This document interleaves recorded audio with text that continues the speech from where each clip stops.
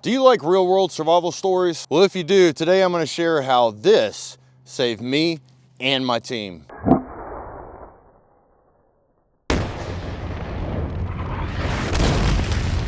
So recently I shared a story from my SAR days where a shemagh actually saved me and my partner. There was a really good response to that video, and I felt like I should share another story of survival with you as well. And the reason is because I believe that those are the stories that you actually need to pay attention to. So in this video, I'm going to tell you what happened, what I did, and what I learned from it. Right now, it's actually pretty cold. It's down into the teens. The humidity is up in the low 70s.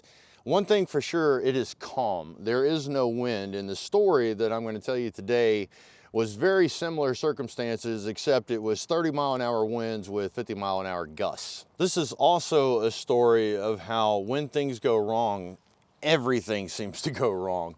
On that particular day, my team was given an assignment, and we had already been out for a period of about 9 hours, and a pop-up storm showed up. It wasn't in the forecast. Nobody thought it was coming. It just happened. The weather itself is what really gave me concern, because we were out and I just knew that something was wrong. On a strike team, you have people that have specialty disciplines. So I had a navigator, I had a communications officer, and on down the line. And it's really important to trust your team members. But as the Alpha Squad leader, I just felt like something was wrong, and that's when I took the map away from the navigator. So as I was reviewing the map, I realized that we had only gone this far on the map and that we were supposed to be over here. What I figured out after I had done some math was that they messed up the datum on the map that they gave us. Honestly, I was really upset about that, and when I called into command, they told me the thing that I did not want to hear the most. They put a shelter-in-place order on us. Now, just so you can understand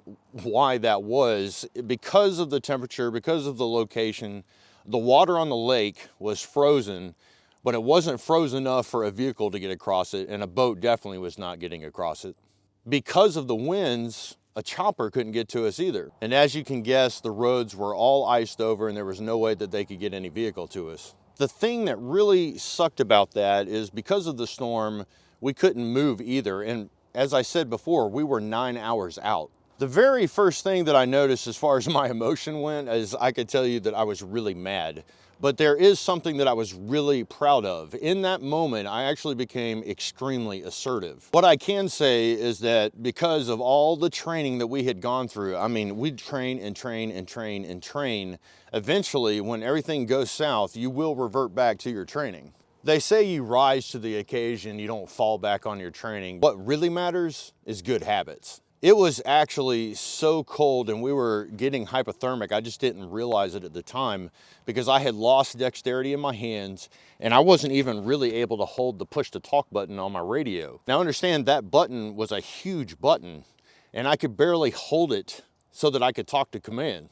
That's when I knew that we were in trouble. So the question is, well, what did you do? Well, the very first thing I did was I knew that I needed to take inventory of everything that we had on us. One thing for sure, we were not outfitted properly for the mission that we were on then. Most of us had 12 and 24-hour loadouts on. I'm actually wearing almost identically to what I was wearing then. This is the Alpha jacket by Condor that I was issued. This is the Dragon's Wear watch cap that was issued to me. Obviously, I was wearing my uniform. I don't have it on, but I am wearing G1000 pants and a shirt that's kind of like a combat shirt. I did have on merino socks and merino underwear.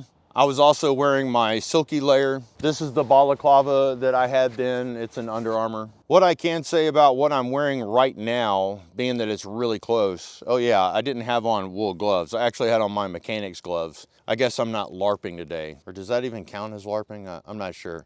We all wore mechanics gloves back in the day. I don't know what the cool kids are wearing now. What I can tell you is that it wasn't adequate. While we were moving, what I was wearing was totally fine. It was when we stopped because we had been sweating and all the precipitation, I mean, we were really wet. And because of the winds, the high winds, I mean, that was asking for hypothermia. So the very first thing that I did was everybody drop your gear. I've got to take an inventory of what we actually have. After I figured out what we had, then I started, you go get fuel. You go get kindling. You help me put up a shelter. You put up a wind block. I just went down the line, figured out what all we had, gave everybody a task. We all went to work. Many hands make light work, and when you're dealing with professionals, everything just kind of goes nice and smooth. We did have a nice collection of resources to work from, and we all set to work, and I'm really proud of how the team acted then. The problem actually came when it was time to light the fire. What I normally carry is a lighter in my pocket, and I use that probably 95% of the time, maybe even higher. But there are times in extreme weather where one of these will not work. So when it gets below 30.2 degrees, if you have a lighter and it's left outside, it doesn't matter how many times you flick it, it's just not gonna light. It's actually a pressure thing. Now, nobody's gonna have the lighter on the outside of their body. Hopefully you have it in your pack or you have it inside of your pocket. But even when it's as cold as it is right now, even with it being in your pocket, I mean, that's not very much of a flame. And if there was a little bit more wind, this thing would not work very well. And so that brings us to what did I actually use, which was this ferro rod right here. And you can see how thin it is. I actually retired it after this incident because it ended up being a life or death situation. And I don't know, I guess it acts as a totem. It represents what me and my team went through on that day. But I can tell you that I thank God that I had this on me that day, big time. One thing that I can tell you for sure is not all ferro rods are created equal. One thing I want to add is that nobody paid me to make this. I'm just literally showing you what I actually carry and what I use. The only company that I'm associated with is Wazoo, and I am more than proud to be associated with them. Because somebody's going to ask, this is a bayite, B-A-Y-I-T-E. I don't even know decades now. I'm not sure that they sell them now. I haven't bought one in quite a while. You might go on to Amazon and try to find one. This is a 1/2 inch by 6 inch rod by bayite. A good ferro rod will spark somewhere between 3,000 and 5,000 degrees Fahrenheit. If the manufacturer does not post those numbers, I would stay away from it. There are lots of good ones that are on the market. If you want to spend a lot of money, this right here is an Exotac. This is their XL version. This is a pretty nice setup, and you're going to pay for it.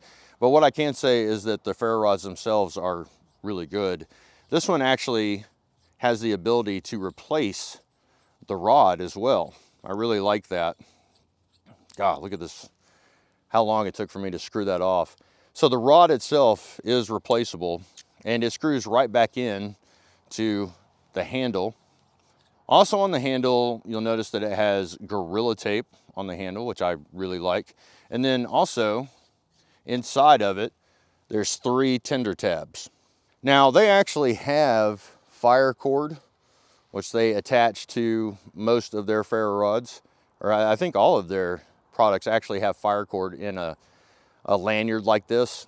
I just prefer shock cord. When you light the end of shock cord, it actually burns like a candle. And I also like that I can secure this on my knife sheath and make sure that it's locked in. Now, this is certainly a high quality overall production. I mean, if you can rest assured if you buy an Exotac, it's really nice. They have them in other sizes as well. This is the 5/16 one. I actually carry one of these in my pack, my Go Fast bag. Sometimes I'll even throw this into my pocket. But for the most part, I just use bayite rods. I mean, here's one that has a wooden handle, and you'll notice it has a pin on the handle. And obviously, I've attached shock cord over here as well. This is the actual one that I used. This is Gorilla Tape, and it's got a Ranger band on the outside of it. And of course, I've got my shock cord, and then I also have a carabiner to make sure that it stays clipped in. I don't want it just locked in once, I want it locked in twice. When I was out in the field, I made sure I wasn't gonna lose this. At the time, I actually had a Survive GSO 5.1 knife. Today, I am proud to say that I am carrying my Gray Man knife, which, shameless plug, if you go to wcknives.com, they're actually available. They are selling in production now. So go to the website, check that out. I think the first runs, the first batch of those is actually shipping out right now. But if you want to go and order a production model of the Gray Man knife, you can go do that now. One thing that is super important to me on a knife is the spine, having a really good 90-degree spine. And most people think that it's because I want to be able to strike my ferro rod, but the truth is, the majority of the time I'm using it to process stuff out, like tinder, or I'm smoothing out handles from tooling that I've made. I consider this edge to be just as important as the primary edge on a blade. One thing that William does an excellent job of is making a really good 90-degree spine, because I promise you, there's a lot of knives out there where it's total crap and you have to doctor it up. The biggest problem that I had out there when I was trying to light the fire was that what my mind was telling my hands to do, it was not jiving. What I was trying to do was I was trying to keep the knife stationary on something, and I was trying to pull with my left arm, but that was not happening. It just, I don't know, I look like two fifth graders in a fight. It was not graceful. It was not beautiful. It didn't look like John Wick or nothing. The execution was terrible. I just could not control my hands. What I kept doing was when I would put the knife down and I would go to strike, I would put the ember out or the fire out as soon as my hand went down. So I literally was moving the knife instead of moving this hand, knowing that I was doing it. And believe me, it was already a very stressful scenario, and I was definitely the best man for the job to light the fire. Now, I wish I could tell you that it took 2 or 3 strikes, but that would be a lie. It's more like it took me 15 to 20 strikes to get that fire lit. And a lot of you are probably wondering, what was I using for tinder? Well, most of us were EMRs, EMTs, or paramedics. And there was no shortage of cotton and hand sanitizer and Vaseline and antibiotic ointment, and we had Ranger bands, and believe me, we threw everything in there. This is one of those scenarios where you don't take a chance. The problem was that I could not get the sparks to go where I wanted them to go. Now, if y'all want to see a video on how to use a ferro rod properly, I've got lots of conventional ways to use it. I've got some unconventional ways to use it. I've got ways to use it when you're injured. And I think it would make a great video. So post in the comments if you want to see how to use one of these properly.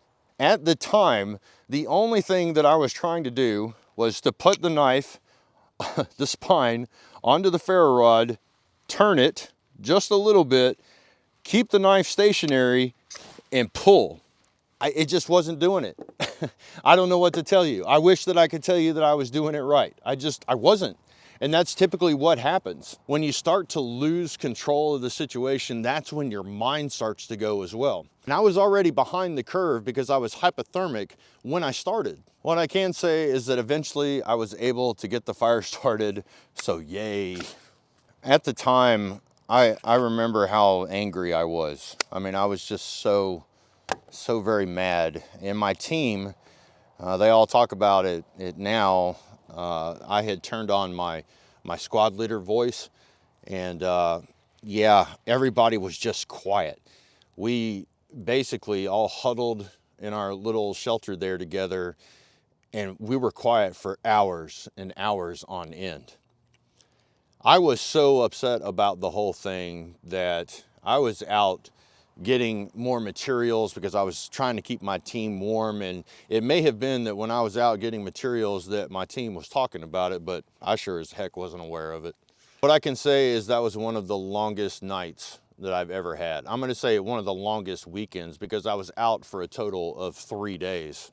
Another thing that I did was I took inventory of all of the food that we had, and I made everybody eat equal amounts. I also made sure that everybody was drinking water. It wasn't until a couple years later where we were actually doing an interview, because it was on TV, about the experience. And the question was, did you think you were going to die? And at the time, I said, no, absolutely not. I was just mad at command. And then a couple of the team members spoke up and said, yeah, we were afraid we were going to die. That was really hard on me. It was probably harder on me after the fact, after we got rescued, that my team actually thought we were going to die. The thing is, you never know. And people are watching you. And there are times when people are going to depend on you.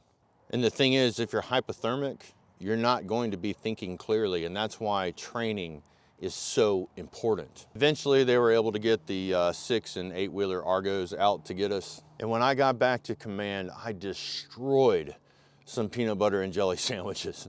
And the thing, that was all that there was. There was a bag of Sunbeam bread, there were the little bitty Jiffy cups of peanut butter, and there was a chain, a restaurant chain called Mrs. Winter's, and they had jelly packets from where somebody had gotten biscuits or breakfast or whatever, and that was all we had.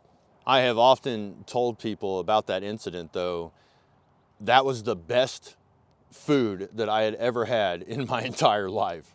It is amazing how an incident like that will make you appreciate the small things in life. So looking back, I am just ultra grateful that I had this on me at the time, because this truly is what saved our lives at that moment. After that incident, I'll tell you, I started carrying these mini flares with me. The majority of the time, you'll be able to use something like this. Come on, work for me, baby. God, this has been in my pocket too. Oh, it's barely lighting. These are Bics that are full, right? They're not like empty or anything. That's just how cold it is. Get in the comments section. Let me know about a life or death situation or scenario that you were in. Also, let me know if you enjoy these kind of stories. I kind of enjoy sharing them because obviously I learned a lot from those experiences, and it's what makes me so passionate about what I teach, what I carry, and how I train. So if you're honey smack digging the video, like, share, subscribe, hit the notification bell, and until next time, y'all, keep fueling those fires.